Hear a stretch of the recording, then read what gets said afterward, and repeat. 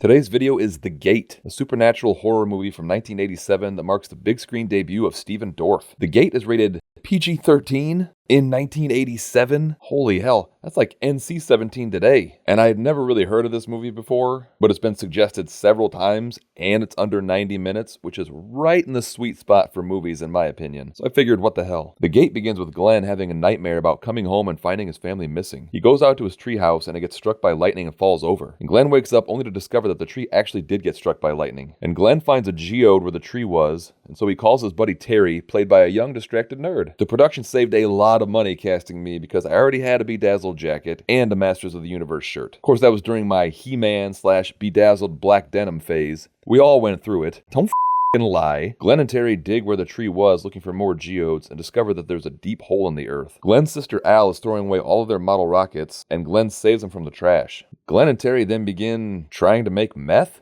What are those for? Live cargo. Forget it. It got wet in the trash. How long do you think they can live without air? Hey, man, that's cruel. Come on. It's neat. And this was all improvised. The director told me to just say what came naturally. Afterwards, he said I was the most f***ed up kid he's ever seen. My agent always told me to stand out. Glenn's parents are going out of town for 3 days, and they're leaving Glenn and Al home alone, and Glenn's dad tells him that he's grounded because he dug up the hole in the backyard. That thing's deep as hell. Clearly it wasn't dug out by your 9-year-old son. Like, I'm not saying Glenn's dad should have assumed that it was a hole that leads to hell, but he should at least assume that it's a sinkhole. Your son and his weird friend, who won't stop humming the A-Team theme, did not just dig up a 50-foot hole in an afternoon. That night, Glenn tells his dad that he's afraid because Terry told him that when they were building the house, a workman died and the other workman didn't want to tell the police, so they sealed him up in one of the walls of the house. Okay, that was based on an actual real-life story that I had. Like, I always thought the house that I grew up in was haunted, but my parents built the house, so it's not like it had the ghosts of any previous owners, so I couldn't explain how it was haunted until I was at a buddy's house, and his dad told me the story about how when my house was being built, a worker hung themselves in the basement. So I was a kid, so of course I ran with this information. I told my parents about it and they denied it, but of course they did. You don't want to hurt the resale value of the house. So I even went to the library to use the microfiche machines like you see in the movies, but I didn't even know exactly when our house was being built, and searching through microfiche is the definition of tedium. So I searched for like 20 minutes and just gave up on the whole thing. Until right now. I owe it to the family of that worker to get to the bottom of this. Glenn's dad tells Glenn that Terry has been strange ever since his mom died last year, and that Terry is just confused. I wasn't confused. I mean, Terry wasn't confused, Glenn's dad. It happened. So Glenn's parents finally leave, and Al throws a raging, extremely 80s party while Glenn and Terry are upstairs trying to break open the geode. Now, I went with a denim vest for this scene because I really felt like my character would have worn a denim vest. I asked the director what he thought, but he always acted like he was afraid of me. Hey, blow off, Angus. Stink. And I was quite the method actor, so before this scene I had watched 17 hours of dog attack videos to get the right level of anger at Angus the dog, and then I was just kind of like playing off of Angus's reactions for the rest of the scene. I think the magic on the screen speaks for itself. They bust open the geode, and it emits a light and writes out symbols on the magic slate paper saver, which, can we all agree that these things were where innovation peaked? So simple, yet so amazing. Hell, as a kid, give me one of these things and some silly putty and the comics section of the newspaper, and I am entertained for hours. They recite the phrase on the magic slate, and the hole begins to activate. And the party downstairs has devolved into telling ghost stories, and one of the girls says they should practice levitating. Now, they make it seem like they're going to do that thing where it's like the light as a feather, stiff as a board, where each person puts a finger onto the levitating person, and they're able to lift them off the ground. But this is just a bunch of kids trying to hoist up another kid. They make Glenn volunteer, and Glenn actually levitates up to the ceiling and freaks out and runs away crying. Glenn, you all right? I think it's because he cried in front of everybody. Hey, Glenn, don't be embarrassed. Don't be embarrassed? You all just witnessed your little brother floating up to the ceiling like he stole Willy Wonka's fizzy drink, or Timmy Tonka's weird pills that he keeps in his safe. Like, Glenn could have shit his pants, and the takeaway from the whole thing still should have been that he was basically flying. Human flight exists. I would never stop talking about that. Glenn is freaked out, so Al decides to let Terry sleep over. You know, I think having Terry in my house at night would put me more on edge. That night when Terry gets up to pee, he sees his dead mother at the bottom of the stairs, and he goes to hug her. But then Terry's mother transforms into Angus, and Angus is dead. And the next morning, things are very awkward. Guess we'll see you later, huh? Yeah, the name of my band was the Killer Dwarfs. We had a pretty decent following. We were huge in Terre Haute. We helped revolutionize that Terre Haute sound. And Terry finally heads back home. Dad! I saw Mom last night. She turned into a dog. Do you have any more of those pizza rolls left? Terry finds that his dad has gone away on business and most likely didn't stock up on pizza rolls. A man who doesn't know how to spell business usually doesn't think that far ahead. So Terry has the whole place to himself, so naturally there's only one thing to do.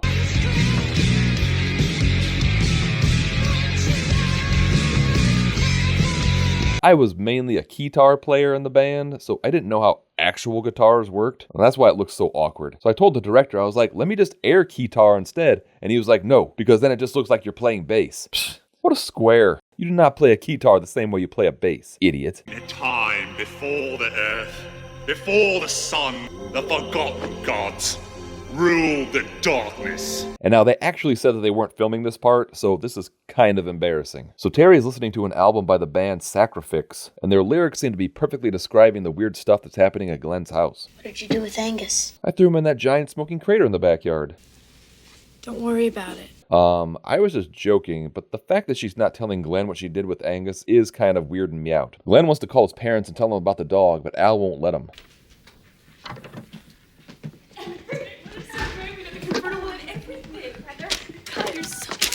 Nice try. Actually, that was a terrible try. He didn't even wait till he left the room. So Al's friends are back, and they are just awful people. What's the matter with him? Is it romper room on today? Buzz off, clown face. Don't you have to go upstairs and change your pampers or something? You know, she has a lot of confidence for someone with hair like that. Something really scary happened last night. What? The levitation. Hey, little man. It was just an illusion. What? Eric, are you stupid or something? Just shut up. Oh! We'll have to do something about Angus. Take him to the animal shelter or something. Oh my god, you really haven't done anything with him?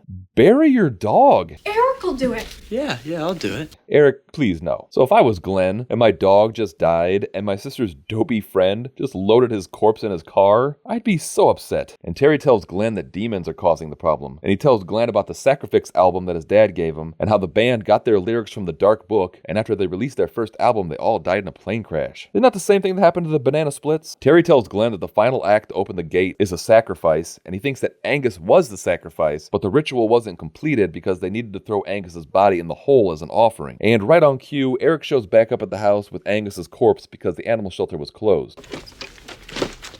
Oh, sweet Jesus. So I was seriously kidding about burying the dog in the hole. But Eric does, in fact, throw Angus's body in the hole, and later when Terry and Glenn try to perform a ritual to close the gate, it activates further. The power of the old gods is unimaginable as they seek 2 human sacrifices to establish their hell on earth. Hell on earth?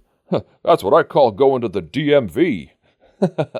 And this has been Jokes I Overheard at My Parents' Dinner Party when I was 10.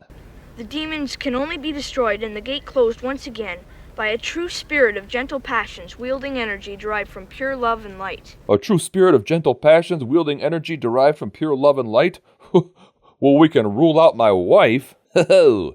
This has been another delightful installment of Jokes I Overheard at My Parents' Dinner Party when I was 10. And that night, the Lee sisters show up for a slumber party. We're having a slumber party. And you're not invited, so don't get all retarded on us. Oh, good God, 1980s? What are you doing? Probably fat.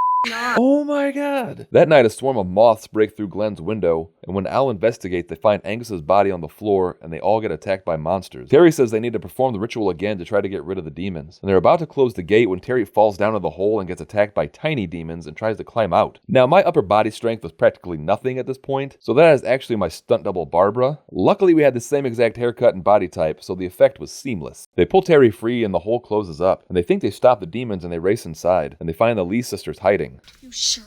No, we're all dead. Welcome to heaven. Oh, please. Terry's not going to heaven. Eric and his crew show up because they were invited by the Lee sisters. What are you doing here? Came to party. Is he holding a 6-pack of Carnation instant breakfast? Like, will that f you up? But Alice through with their shit and tells them all to get out. They decide to stay up until dawn when the dead body of the workman falls out of the wall and drags Terry away and the hole seals up. Al tells Glenn to go get their dad's gun, and when he goes to the closet to find it, he gets attacked by a feral Terry who bites him. Now, I had filmed all of my scenes at this point and didn't have anywhere else to go, so I hid in the closet. and was pretty spooked when Steven opened the door. I know I shouldn't have bit him, but like I said, he startled me. The workman shows up and takes Al as the second and final human sacrifice. And just then a giant demon emerges from hell and Glenn knows that he's failed. He tries to set up the Thunderbolt rocket, but first he has to find 2 D batteries for the ignition switch. Man, if any of your toys required D batteries, then you knew you were in for a treat. Like we had toy lightsabers that took 4 D batteries apiece. They were amazing. Glenn fires the rocket and it goes inside the demon and blows him up and creates a firework display. And Glenn goes back inside and finds that Al and Terry and Angus are all alive, which is more of a happy ending than I would have expected for the gate. Like, this should have made this a complete downer ending. So that was the gate. Probably the most fun 3 months of my life. I don't talk to Steven Dorff anymore. He has gone on record as saying that he would kill me if he ever saw me again. I thought it was just like, a playful joke for the Tonight Show, but yeah, I saw him at an airport and he definitely tried to kill me. Let's see. Krista Denton and I ran off to Reno and got married as soon as filming wrapped. The marriage only lasted about 2 weeks because she sought to dissolve the marriage, citing irreconcilable differences, and, I quote, he won't shut up about the stupid pogo ball that he bought. He keeps saying it will revolutionize the way people get around, and they'll have to redesign cities to make them pogo ball friendly. Krista, you didn't have to say all that. Kind of all gets encompassed by irreconcilable differences. And also, you hateful woman, time will tell on the pogo ball. Once science figures out how to keep the damn thing inflated for more than 10 minutes, then you're gonna eat your words, missy. God, I miss her. And don't forget to check out Patreon, where we're breaking down every episode of the Adam West Batman show. No doubt he can't help imagining himself in the position of young Dick Grayson, the nephew of the kidnap victim. He's fortunately ignorant of this whole tragic situation. Oh, I imagine if he did know, he'd be curled up in the fetal position, crying like a little baby. What, Commissioner? Oh, he's such a meek lad. Lord knows he'd probably be tugging on his little wiener, saying, "Ow, my pee-pee, my pee-pee," not even being cognizant of the fact that it's his own violent tugging that's hurting his genitals. What a sad little lad. Gosh, Commissioner, I don't know how you're coming to that conclusion.